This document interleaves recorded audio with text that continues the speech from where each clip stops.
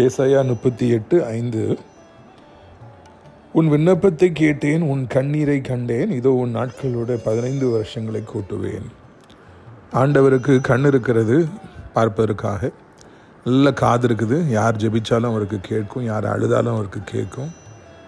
அவர் அங்கே படுற பாடுகள் எல்லாவற்றையும் அவர் பார்த்துக்கிட்டே இருக்கிறாரு. அவர் உங்களுக்காக மனம் இறங்குகிறார்.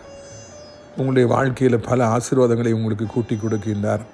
வேதனைகளை எடுத்து போடுகிறார், வியாதிகளை எடுத்து போடுகிறார், துக்கங்களை எடுத்து போடுகிறார்.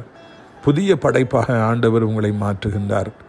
இந்த நாளிலே பலவிதமான பிரச்சனைகள், வியாதிகள், துன்பங்கள், துயரங்கள், துக்கங்கள் மத்தியில் கதறி நிற்கின்ற அன்பு சகோதரா, அன்பு சகோதரி, நீங்கள் ஜெபியுங்கள். உங்கள் விண்ணப்பத்தை ஆண்டவர் கேட்பார். நீங்கள் ஆண்டவரில் அழுது ஜெபியுங்கள். உங்கள் கண்ணீரை அவர் பார்ப்பார். உடனடியாக அவர் மனம் இறங்குவார்.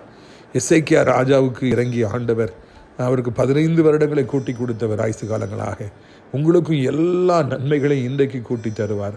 அவருக்கு அந்த வல்லமை உண்டு. எந்த மனிதனையும் மரணத்திலிருந்து தப்புவிக்கவும், எந்த வியாதியை நீக்கவும், எதுவாக இருந்தாலும் சூழ்நிலையை மாற்றவும், புது வாழ்வு கொடுக்கும் அவருக்கு வல்லமை உண்டு.